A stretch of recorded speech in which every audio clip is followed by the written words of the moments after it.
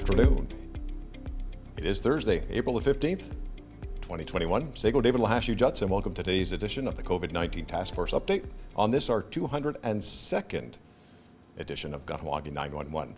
Joining us live today will be Alana Kane from Kscs and Lloyd Phillips, Commissioner of Public Safety. Joining us right now, our first guest will be Alana. Alana?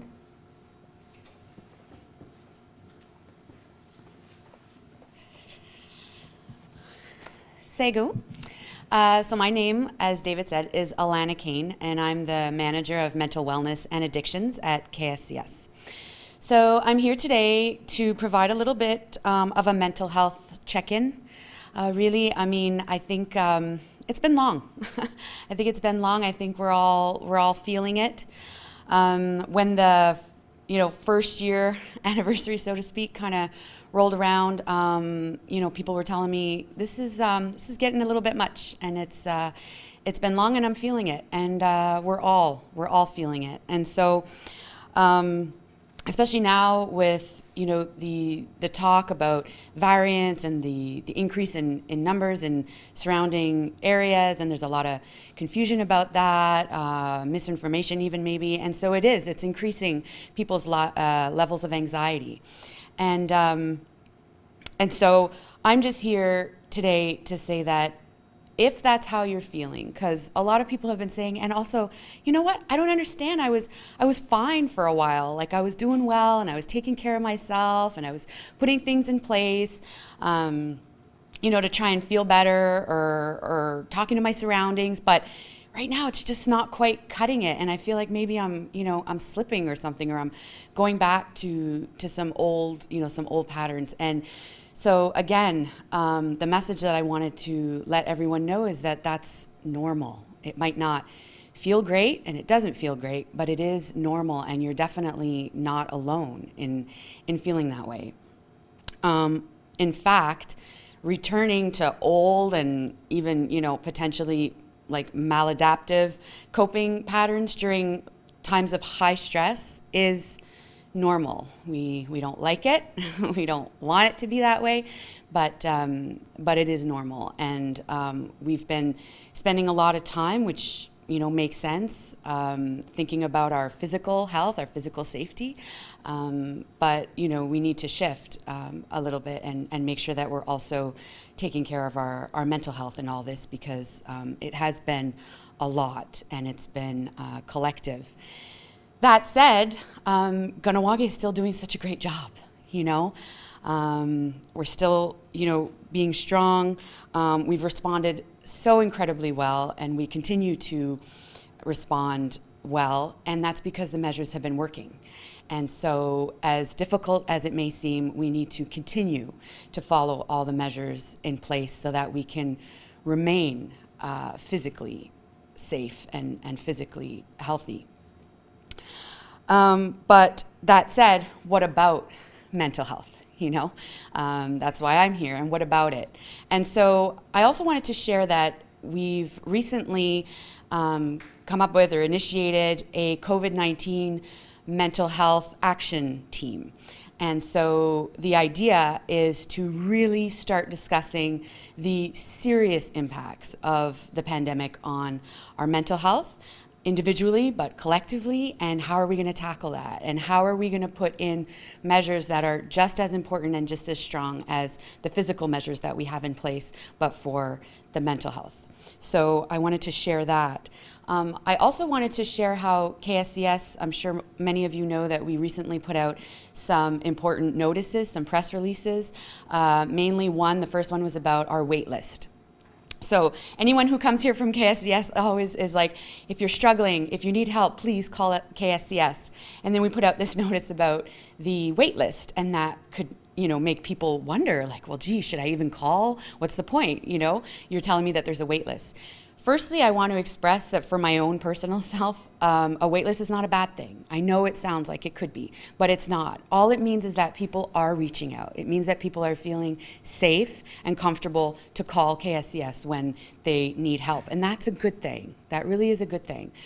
why we put out that release was just to manage people's expectations, and so that people understand that when they call, it is possible.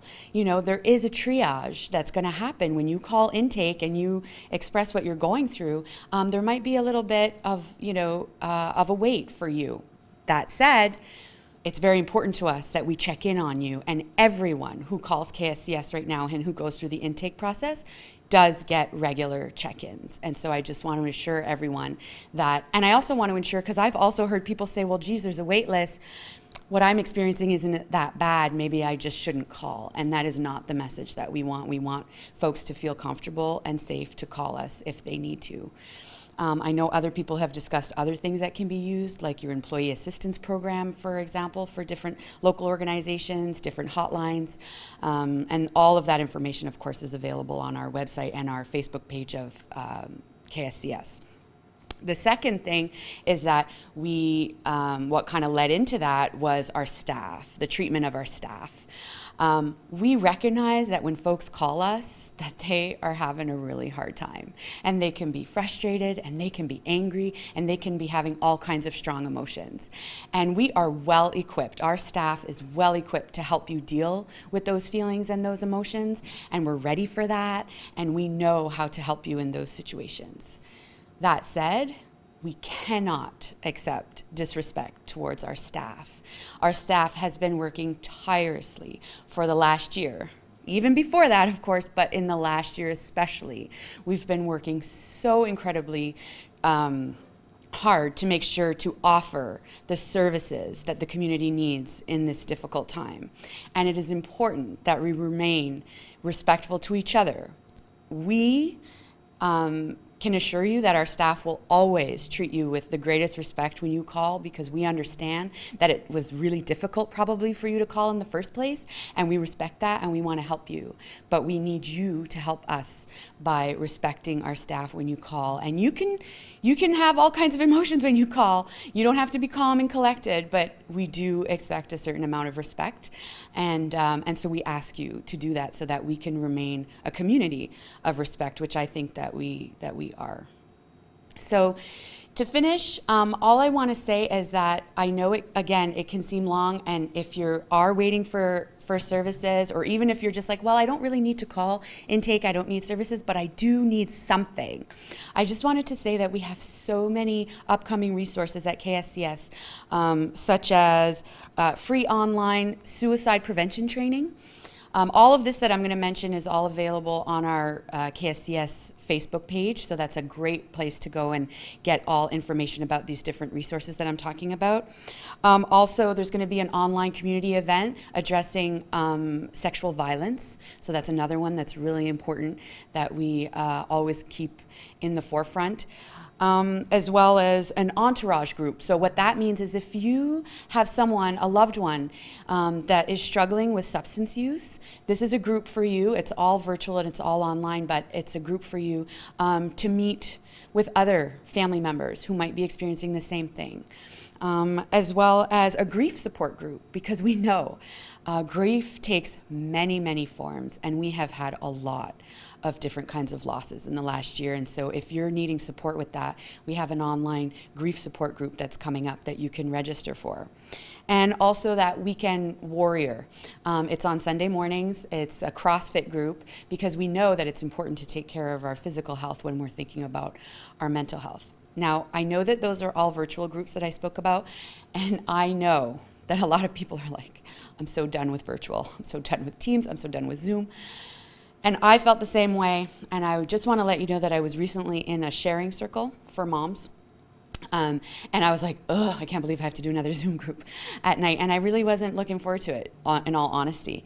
But then I sat there with these group of moms who were feeling the same thing and were sharing the same thing. And it was actually incredibly helpful to me. So I know it's not perfect, and we all hope and are looking forward to the day where we can all connect in person again, because we know how important connection is. But in the meantime, if you are struggling with anything whatsoever, these are some options for you that we really hope that you're gonna, use and benefit from, because they are really incredibly helpful. So all of this information that I'm talking about today is both on our website at kscs.ca, and our KSCS Kahnawake Facebook page, which is an excellent resource because it has all the most up-to-date information. And if not, if you're like, I don't know how to do either of those things, then please just call our number at 450-632-6880 and ask for any of the information that I talked about, and our staff will be happy to indicate to you where to call for that. Kahnawà.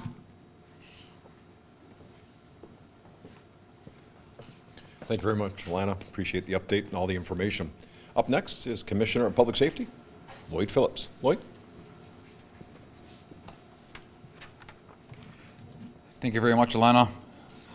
Appreciate the information, and certainly we've been talking a lot about mental health, and Kahnawake is extremely important. And the longer this goes on, obviously mental health is more and more at the forefront. And like we said before, dealing with the physical health has been the priority, for the past year, but now obviously mental health is equally as important. And as I expressed before, we're basically fighting two pandemics, and in terms of the need to support people and their mental well-being. And it's important that you find a way for yourself, if not, if needing services that are outlined, by Alana, and that's fine. Or also, if you find your own way, to relax, or your own way to relieve stress as well, and reaching out, even sometimes doesn't have to be a professional. It could be a friend, or a family member who you could sit down and have a good discussion with, and able to, vent some of your feelings, some of your frustration or anger, grief, whatever that may be. So it's very important to talk about those types of things to somebody you trust. So today what I want to talk about more is a little more some information and some numbers regarding the update on the vaccine process within the community. These are numbers I want to cover that as of yesterday. Just so people are aware, to date we gave 3,747 first doses to community members. We did 477 second doses. And this is a part that we are very lucky that we were able to utilize the leftover vaccine to start the process of vaccinating our community members with a second dose to get them fully vaccinated. So we're fortunate to have 477 community members who are fully vaccinated, and we're obviously going to continue working on increasing that number. And as you know, the current time frame between first and second dose, as set out by Ministry of Health and others, is 112 days. And we have been working and continue to work to shorten that delay as much as possible, so that we could get our community fully vaccinated as quickly as possible. I'm sure everybody out there who has a vaccine is anxious to receive their second dose, and believe me, us here at the task force are working hard, and we also want to see that second dose delivered to our community members as obviously as quickly as we possibly can. So that's a work in progress, and we'll keep you updated on that. We also vaccinated 455 non-resident employees of various businesses in the community.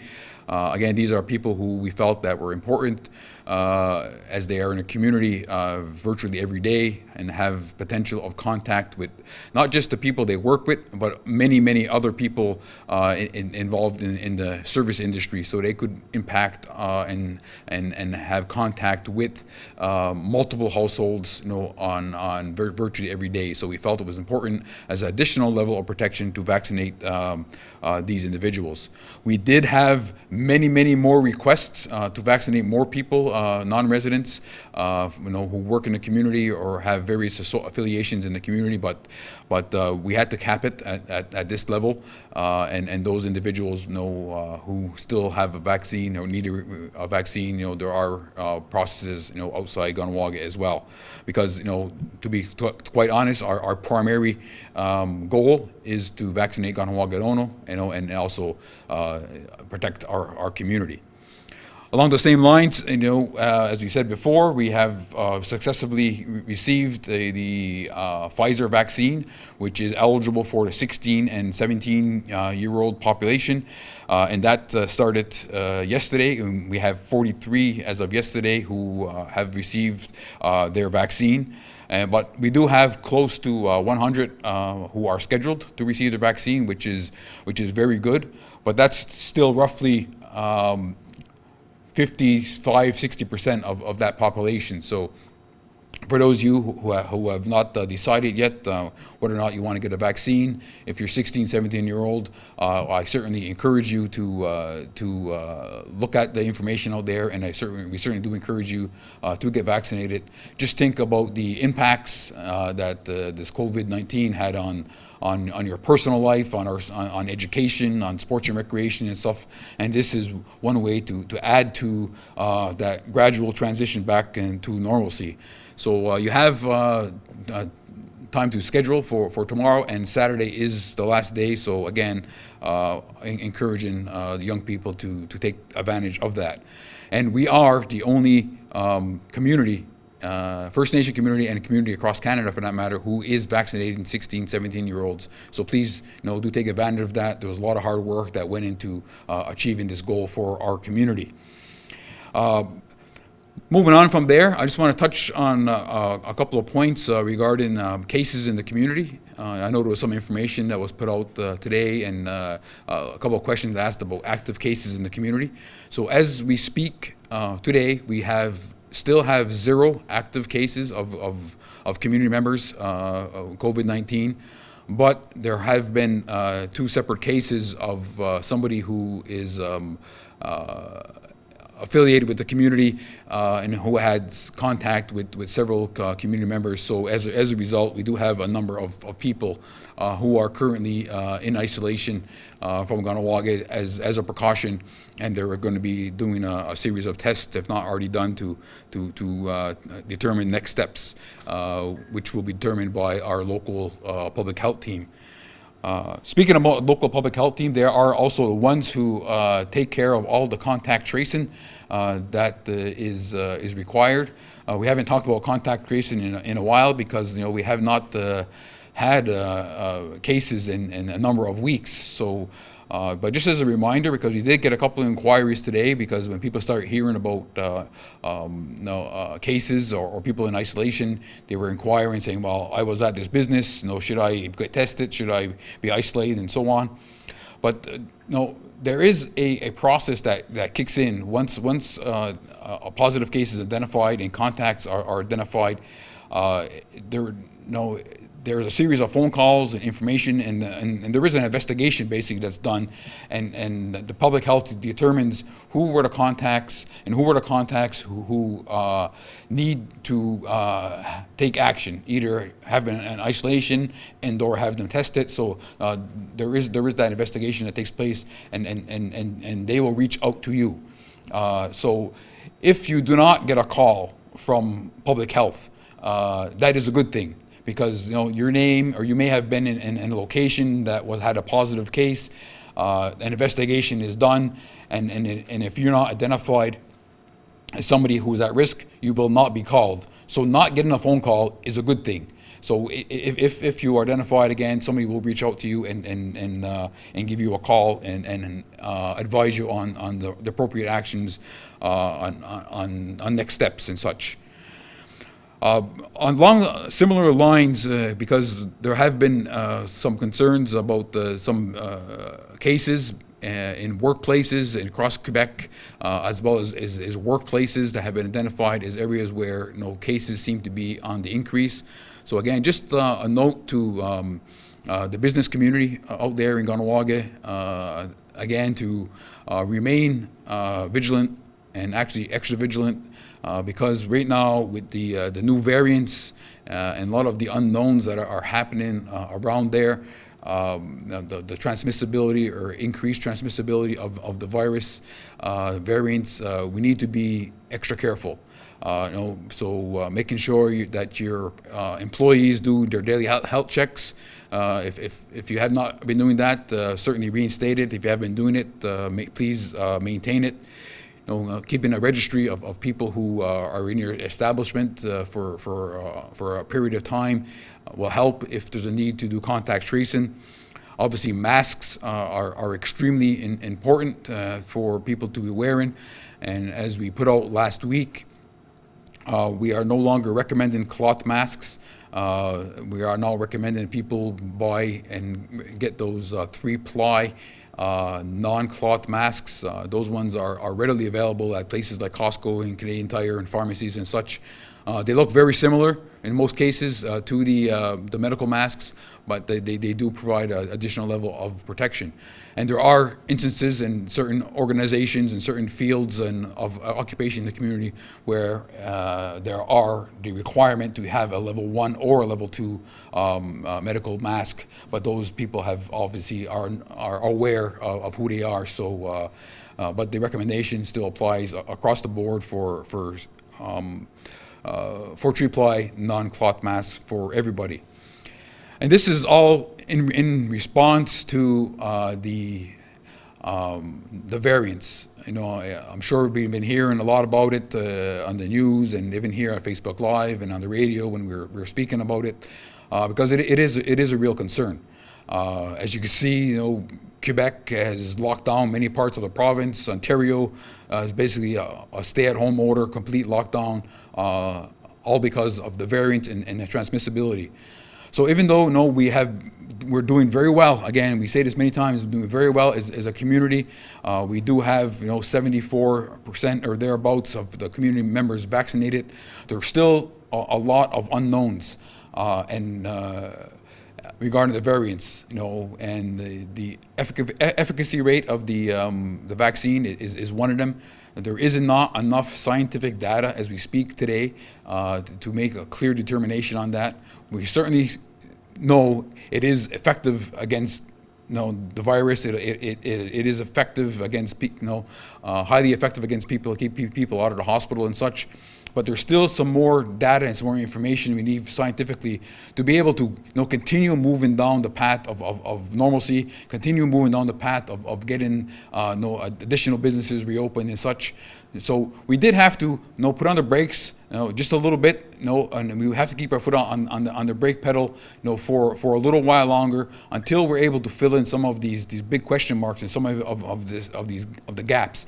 Again, because we came this far as a community, we want to keep moving forward. We have to do it very cautiously and keeping our eye on normalcy and keeping our eye on keeping our community safe. So we ask again for people's patience just a little while longer. Believe me, everybody is impatient. Everybody is getting frustrated, but the frustration will pay off at the end of the day when we are through this. And our community it comes on top, and with shining colors, and we did it together, as a community. So again, I ask the community for a little more patience. We're going to get there, and as more information becomes available and scientific data allows us to take the next steps, we will do so. And with that, we'll leave it there, and we'll provide more information as required. Kahnawake.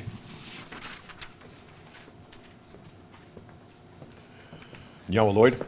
And that's it for our program this afternoon. From all of us here, Yawagoa, Danu, Onerahtókha.